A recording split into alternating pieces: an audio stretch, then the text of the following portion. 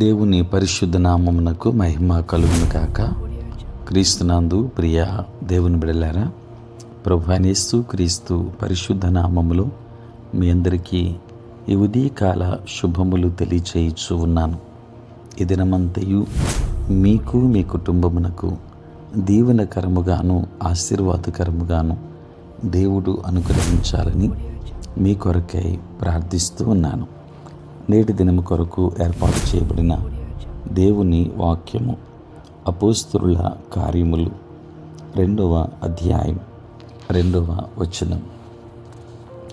అప్పుడు వేగముగా వీచు బలమైన గాలి వంటి ఒక ధ్వని ఆకాశము నుండి అకస్మాత్తుగా వారు కూర్చుండి ఉన్న ఇల్లంతయు నిండెను.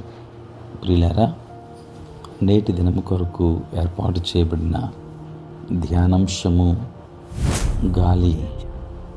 ప్రియులారా,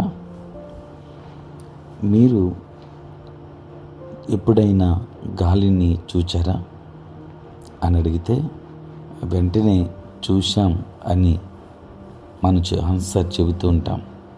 ప్రియులారా, మనం గాలిని చూడలేము, కానీ దాని స్పర్శను అనుభవించగలం.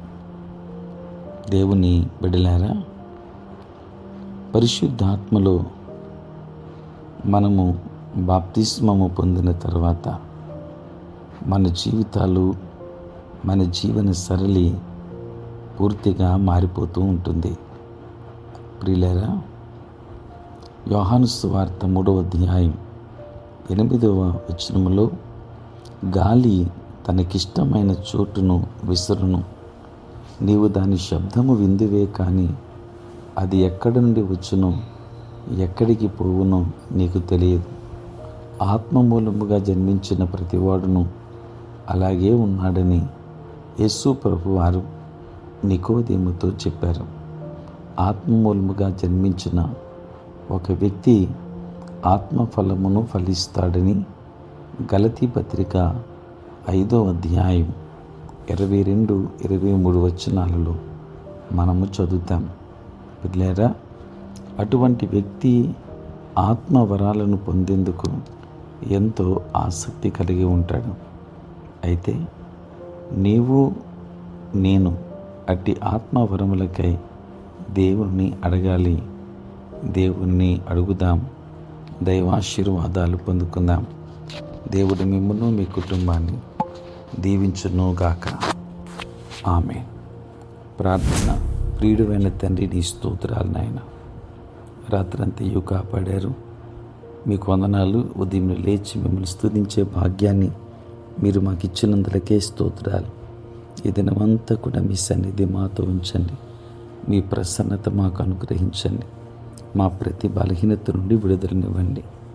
నేటి మా పనులలో, ప్రయాణములలో, పరిచర్యలో మీరు తోడుగా ఉండండి. దేవానికి స్తోత్రాలు. పుట్టినరోజు, పెళ్లి రోజు జరుపుకొనుచున్న బిడ్డలను దీవించండి. నూతన ఆశీర్వాదాలు వారికి అనుగ్రహించండి. ఉద్యోగస్తులను, వ్యాపారస్తులను దీవించమని వేడుకొనుచు ఉన్నాము. కష్టపడి పని చేసుకుంటున్న బిడ్డలకు మీరు తోడుగా ఉండండి. దేవా, మీకే వందనాలు, స్తోత్రాలు నాయన. అనుదినము ఈ ధ్యానములు వింటున్న ప్రతి కుటుంబాన్ని దీవించి నూతన ఆశీర్వాదములతో నింపండి. ఎన్నో కుటుంబాలు శాంతి సమాధానము లేని స్థితిలో ఉన్నాయి. వారి యొక్క గృహాలలో మీరుండండి. మీ సన్నిధిలో బిడ్డలు గడపడానికి కృప చూపించండి. తద్వారా నీ ఆశీర్వాదములు మెండుగా, సమాధానమును మెండుగా పొందుకోవడానికి కృప చూపించండి. ఏదైనా దీవెనల చేత మమ్మల్ని అందరినీ నింపమని యేసు నామములో ప్రార్థించి వేడుకొనుచున్నాము తండ్రి. ఆమేన్. తండ్రి, కుమార, పరిశుద్ధాత్మ త్రియేక దేవుని దీవెన సదా మీకు తోడై ఉండును గాక. ఆమేన్.